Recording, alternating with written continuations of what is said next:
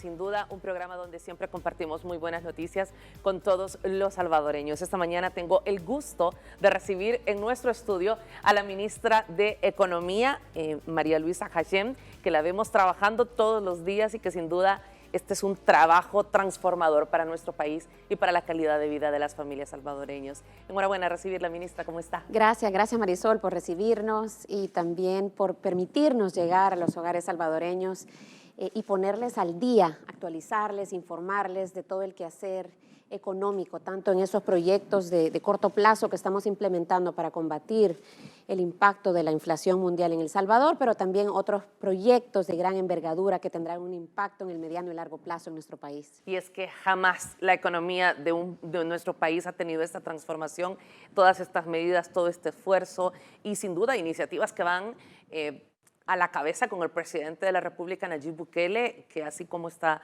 con el tema de seguridad, el tema de salud, el tema económico, no es menos importante. Quiero compartir una nota para dar inicio con esta entrevista, y es que el gobierno del presidente Nayib Bukele trabaja para crear oportunidades de facilitación comercial entre El Salvador y también entre Honduras, mediante alianzas estratégicas que mejoren el desarrollo logístico, acercamientos históricos que durante décadas fueron evadidos, restando oportunidades económicas al país, oportunidades que podrían haber sido aprovechadas por los salvadoreños.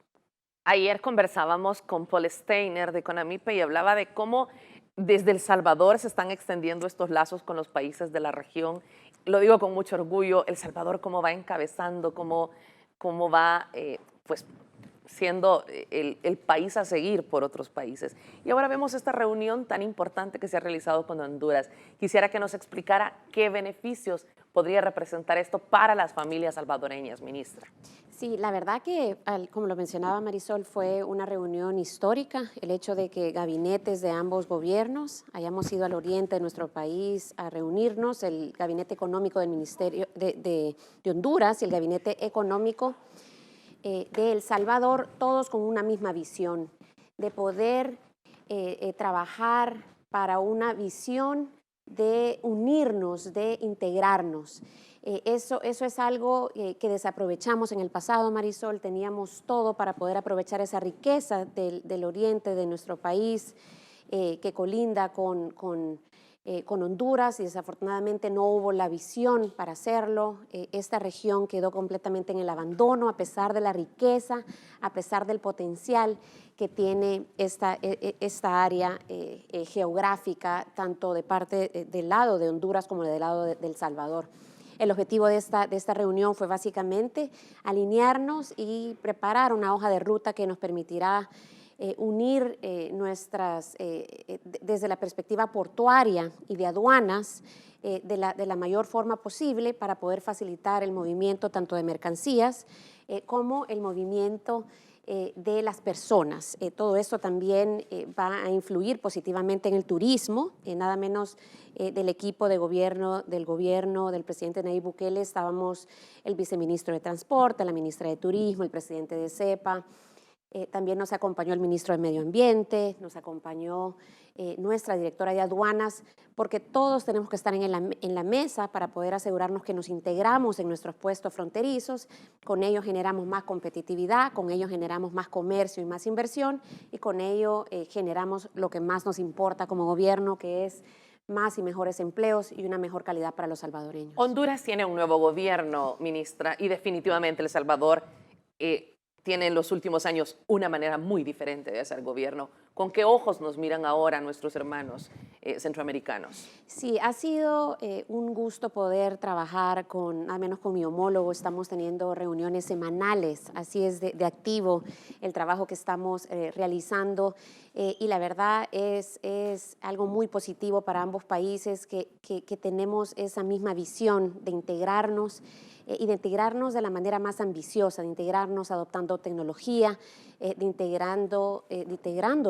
integrarnos, asegurándonos que nuestras aduanas trabajan de manera conjunta, que nuestros equipos de migración trabajan de manera conjunta, que nuestros equipos de agricultura trabajan de manera conjunta. Así que, como lo mencionaba ayer el equipo de Honduras y nosotros pues igualmente lo validábamos, los astros se han alineado para que finalmente un trabajo que se tuvo que hacer hace muchísimo tiempo, hoy podamos trabajar de manera conjunta en acciones que sean ambiciosas, pero que sean concretas y que sean alcanzables. Esos son los criterios con los que estamos trabajando en este proceso de integración, que no únicamente será con Honduras, estamos ahorita en un proceso de integración con Guatemala también, lo cual permitirá que, por ejemplo, los transportes de mercancías que hoy por hoy tienen todavía esos retos que venimos digamos, que hemos recibido del pasado, pues tendrán la posibilidad de pasar por un paso ágil en donde al mostrar su código QR van a poder pasar casi que de forma inmediata en las fronteras. A eso es lo que queremos llegar y eso pues después lo queremos replicar en todo Centroamérica. Esta es una iniciativa del presidente Nayib Bukele. Ministra, se lo pregunto porque quien ha tenido siempre ese sueño y siempre ha insistido en que debemos de tener esta región más sólida, que seamos más fuerte, ha sido una visión que constantemente, el sueño de Morazán, pero constantemente el presidente de la República reitera: trabajemos por eso, hagamos lo posible. Sí, efectivamente forma parte de ese gran plan de crear un clima de negocios en donde las empresas micro, pequeñas, medianas, grandes, multinacionales puedan establecerse, operar y crecer en el país. Y nosotros hemos hecho ya una gran parte a nivel interno, estamos trabajando por medio de nuestro Comité Nacional de Facilitación de Comercio, estamos trabajando también en nuestro Comité Nacional de Facilitación de Inversiones, en nuestro proyecto de simplificación de trámites, estamos haciendo nuestra tarea interna, pero tal como lo menciona Marisol, necesitamos que otros integren también a este proceso, que nuestros hermanos vecinos integren para poder llegar al máximo de esta facilitación del comercio y, como lo mencionaba anteriormente, es importante también la facilitación del paso de las personas, porque solo en la medida que pueda haber ese paso ágil de las personas se va a poder promover también el turismo de Centroamérica, pero también podemos volvernos más atractivos a nivel internacional para hacer turismo, ya que hay un fácil acceso a todos los países y nosotros mismos podemos promover nuestros países en lugar de que sean esfuerzos aislados en donde nuevamente no alcanzaremos el mismo objetivo. Tenemos una posición geográfica extraordinaria, bendecida, siempre lo he dicho, y creo que nunca se ha aprovechado esta posición geográfica tan importante que tiene El Salvador y todo lo que podemos hacer. Qué orgullo, porque somos el país que vamos pues a la cabeza en todo este tipo de acciones. Y enhorabuena, insisto, ministra. Ahora quisiera que habláramos de temas de nuestro país y preguntarle cómo va la economía de El Salvador. Un crecimiento del 10.3% en el año 2021, sin duda que nos reta como nación, a todos los salvadoreños, todos los que hacemos posible ese crecimiento, porque es usted que nos mira en la televisión, usted que nos escucha en la radio, que nos levantamos temprano a trabajar. Todos hacemos este crecimiento económico. Sí, tal como lo mencionaba Marisol al inicio de esta entrevista, El Salvador no había estado en la posición en la que se encuentra actualmente en términos económicos. Ese crecimiento de 10.3 el año pasado fue un crecimiento impresionante que no habíamos visto en mucho tiempo. Se dijo, bueno, es un efecto rebote por la pandemia que nos había afectado en el 2020, pero este fenómeno va más allá que un efecto rebote. Hemos visto que las importaciones de insumos para la producción incrementan significativamente. Vemos que las importaciones de maquinaria en los distintos sectores que siempre han sido los sólidos, los tradicionales, ha incrementado también. Entonces, más bien el compromiso y la tarea que tenemos es de consolidar este crecimiento, que este crecimiento sea constante en el tiempo, sea sostenible y sea inclusivo. Y eso es algo que el presidente Bukele ha hecho mucho énfasis. En años anteriores hubo un crecimiento económico que lo vimos en los datos, pero desafortunadamente eso no se trasladó a beneficios para la población. Desde el gobierno del presidente Nayib Bukele y desde el gabinete económico lo que nos enfocamos es en todas esas acciones para llegar a ese objetivo final de crear esas oportunidades de empleo que sean bien remuneradas, en donde haya por supuesto, un buen tratamiento para nuestros trabajadores. Ese crecimiento del 10.3% del año pasado, Marisol, estuvo influenciado por ese incremento histórico que vimos en nuestras exportaciones. Nuestras exportaciones de bienes incrementaron 32% el año pasado. Es un incremento increíble, especialmente si nos ponemos a pensar que antes del inicio de nuestra gestión veíamos que las exportaciones caían. Las exportaciones mes a mes, los primeros meses, si nos referimos al periodo de los primeros meses del 2019, nuestras exportaciones caían. Luego empiezan a incrementar, desafortunadamente vino la pandemia que afectó a El Salvador y a todo el mundo. Los primeros meses del 2019, aún sin la gestión del presidente Exactamente, Bukele. efectivamente. Antes, en la primera mitad del 2019, antes de que empezáramos a tomar todas estas acciones de facilitación de comercio, de tener ese acercamiento con el sector empresarial, nuestras exportaciones caían. Justo cuando inicia la gestión del presidente Nayib Bukele, vemos que empiezan a arrancar las exportaciones y que había una expectativa positiva de crecimiento. Luego llega la pandemia, las exportaciones se ven afectadas como se vieron afectadas en la mayor parte del mundo, pero afortunadamente a partir de junio del 2020 nuestras exportaciones empiezan a crecer de una manera tan significativa, llegando a un 32% de crecimiento en el año 2021, alcanzando niveles de 6.629 millones nada menos de exportaciones, niveles que no habíamos visto en nuestra historia para el cierre del 2021. Y la pregunta era, bueno, ¿y qué va a pasar en el 2022, verdad? Especialmente para aquellos que decían, no, eso es un crecimiento aislado. Pues la buena noticia es que el primer trimestre de este año hemos visto otra vez montos históricos en cuanto a nuestras exportaciones, a tal punto que solo el primer trimestre de este año El Salvador ha exportado 1.888 millones de dólares en concepto, solo en el primer trimestre. Así que las expectativas pues son positivas porque estamos viendo que las exportaciones continúan incrementando significativamente comparadas con el año 2021, que ya estaban incrementando. Y quiero compartir estas cifras, es 18% lo que ha crecido en marzo nuestras exportaciones comparadas con marzo del año pasado. Así que no importa de dónde veamos los datos, si queremos comparar marzo del 2021 con marzo del 2022, nuestras exportaciones han incrementado un 24%. Y si queremos ver cuál es la tendencia de qué es lo que pasó entre febrero y marzo, las exportaciones han incrementado en un 16%. Así que la situación es positiva y si a esto le sumamos el ingreso por remesas que continúa también incrementando. Una remesa que ha dicho el presidente del Banco Central de Reserva, ministra, que es una remesa no de consumo, como ocurría en el pasado, sino que es una remesa de inversión. Hay un clima de confianza político, jurídico en El Salvador que está permitiendo que muchos de nuestros hermanos cercanos quieran invertir y muchos pensando en regresar a vivir a este país que dejaron muchos hace 3 décadas. Sí, estamos viendo ese fenómeno tan positivo para nuestro país y para las familias salvadoreñas, en el sentido de que más allá de las remesas que envían los salvadoreños en el exterior, la gran parte de los salvadoreños que viven en Estados Unidos, más del 90% de las remesas que llegan a El Salvador, pues llegan de esos salvadoreños que trabajan incansablemente y nada menos. Para el mes de marzo veíamos un incremento de un 6%, además de ese gran incremento que ya habíamos visto en el 2021. Pero efectivamente estamos viendo ese cambio y ese acercamiento en materia de inversión.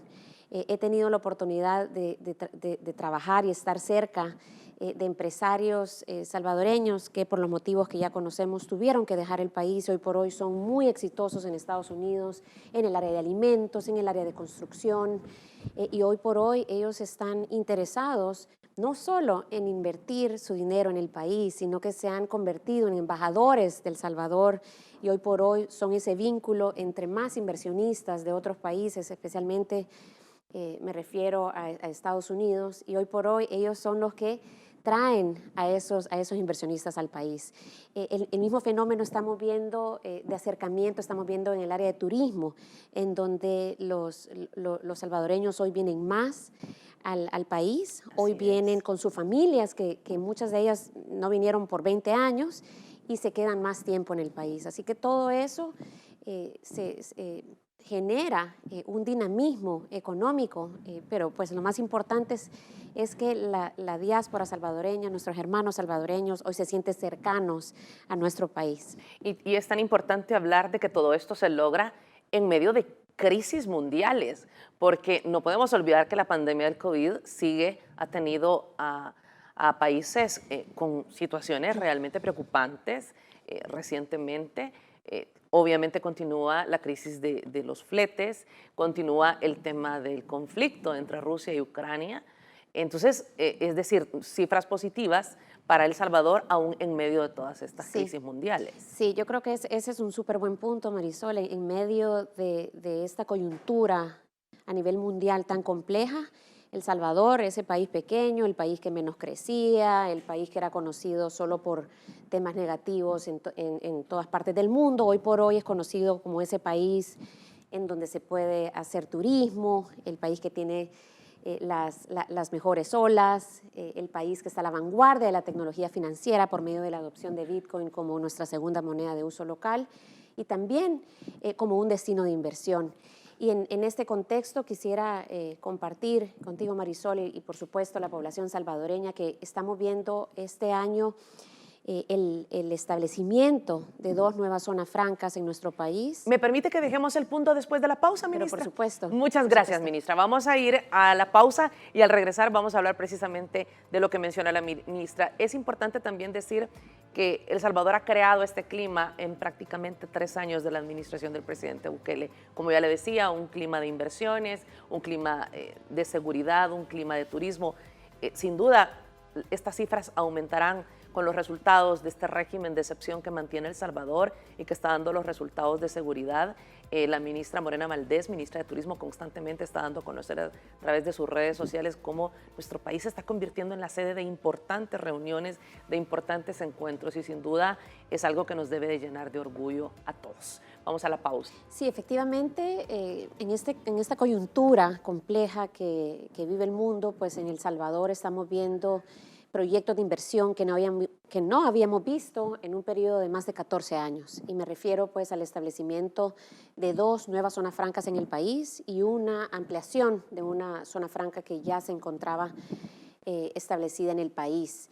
Esto es algo nuevamente histórico porque en un periodo corto de tiempo, en un periodo de complejidades a nivel internacional en materia económica, en El Salvador nacen nuevos proyectos que van a traer inversión tanto local como internacional, a establecerse en el país, lo que redundará en más empleos para la población. ¿Qué se está haciendo tan bien en este gobierno que no lo lograron hacer los gobiernos pasados? ¿Qué es lo fantástico que tiene que estar haciendo este gobierno para que no ocurriera antes? ¿O es solo que antes no existía voluntad, ministra? Sí, en realidad son varios factores los que influyen en esta situación tan positiva que estamos viendo, en este desempeño positivo que estamos viendo en nuestra economía. Y mucho de ello es la disposición del gobierno de poder crear este clima de negocios, de poder crear estas condiciones amigables a los inversionistas, ya sean un microempresario, un pequeño empresario, todos dándoseles el mismo tratamiento que siempre merecieron. Desafortunadamente en el pasado fue el mismo gobierno el que bloqueó las inversiones y con eso los empleos se quedaron entrampados en gavetas de ministerios, de instituciones autónomas, y esto pues lo que hizo fue llegar a la situación que nosotros encontramos en el 2019, en donde El Salvador era el país en todos los rankings internacionales, en todas las calificaciones internacionales como el país que menos innovaba, el país que no tenía un buen clima de negocios, el país que menos crecía. Y todo eso lo hemos cambiado con acciones concretas, pero también fortaleciendo la relación con nuestras empresas, incluso asociaciones de comercio, asociaciones de distintos sectores agropecuarios no fueron escuchados, no se les dio ese espacio para que comunicaran cuáles eran los retos que tenían, cuáles eran las oportunidades que habían. Y hoy por hoy estamos en constante comunicación, lo mismo el Ministerio de Agricultura, con las distintas empresas, con las distintas asociaciones para identificar y trabajar de manera conjunta para poder crear ese clima de negocios. Ese es uno de las razones por las que hoy por hoy nuestra economía se desempeña como lo hace, pero también El Salvador se ha beneficiado de una demanda consolidada en productos que hoy por hoy tienen una alta demanda, como es el sector textil. El Salvador, de acuerdo a palabras del gerente de una empresa de textil de Estados Unidos, mencionaba, hoy por hoy El Salvador está en el mejor momento de la historia para poder vender los productos textiles. Así que son varios elementos, el hecho de que el gobierno se haya preocupado por inyectar ese financiamiento y liquidez a nuestra economía, tanto en momentos de pandemia como en momentos en donde pues, vamos saliendo de una pandemia que ha afectado la economía y que se nos une con la crisis de la inflación mundial, pero continuamos con el compromiso de darle ese rol más activo a la banca pública, a Bandesal, al Banco Hipotecario, al Banco de Fomento Agropecuario. Todos están siempre listos y generando esos productos financieros que genera la población, y eso tampoco sucedía en el pasado. Había una desconexión entre las necesidades que tenían nuestras empresas y los salvadoreños y esa oferta de servicios que brindaba el sistema financiero. Así que todos estos elementos contribuyen a que hoy por hoy las empresas cuentan con un clima de negocios que ya no lo bloquea, ya no tienen esa burocracia que lo bloquea. Estamos dando acompañamiento uno a uno a cada empresa, desde la Secretaría de Comercio e Inversiones, desde Proesa, desde el Ministerio de Economía, uno a uno para garantizar que cada sueño y cada proyecto que llegue al gobierno se haga una realidad. Es importante, y cuando habla de la conexión hay que sin duda mencionar esa conexión que existe entre una necesidad tan importante de los salvadoreños y para toda esta línea de producción que es el combustible, y es que durante la próxima quincena los salvadoreños no pagarán ni un centavo más por la adquisición de los combustibles en virtud de la ley para fijar los precios máximos de combustibles vigentes desde el 5 de abril, una medida del gobierno del presidente Nayib Bukele para proteger las finanzas de las familias salvadoreñas. Veamos la nota para conversar al respecto con la ministra. Buenas noticias, ministra. Sí, continuamos con esas buenas noticias y en esta ocasión pues nos referimos a esas medidas de inmediato plazo, les llamaría yo, que fueron tomadas con el liderazgo del presidente Nayib Bukele para garantizar que toda eso que sucede afuera de las fronteras de El Salvador pues no impacten el bolsillo de los salvadoreños. Y con ello, tal como escuchábamos, pues los salvadoreños tendrán un ahorro que llega que es desde 77 centavos a $1.28. Así es de significativo ese ahorro que tendrán los salvadoreños por cada galón de gasolina que consuman. Es bastante, el ministra, ahorro. Llegar a 1.28 es... Efectivamente, y el ahorro dependerá de cuál es la gasolina que el salvadoreño consume. Para el caso de la gasolina regular, por ejemplo, en la zona central, el ahorro va a ser de 77 centavos, perdón, 0.77 de dólar, y en el caso de el ahorro más grande será para aquellos salvadoreños que consumen diésel, en el cual en la zona oriental, por ejemplo, van a poder acceder a su diésel con un ahorro de $1.28. Todo esto pues nos convierte a El Salvador como el país que hoy por hoy goza de los menores costos para poder acceder a este producto.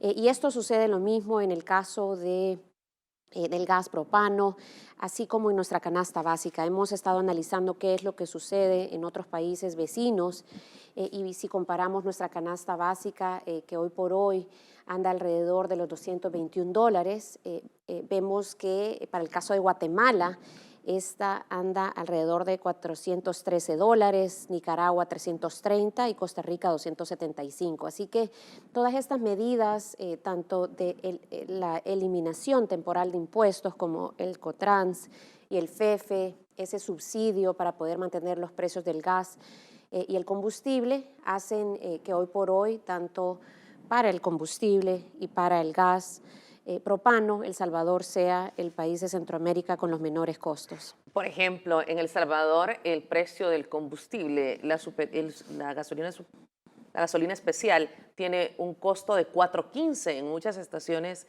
de servicio. El máximo es 4.31, pero lo encontramos en muchos lugares en 4.15. Qué bien por los buenos empresarios que lo hacen. Y, por ejemplo, en países como Nicaragua está a $5.19.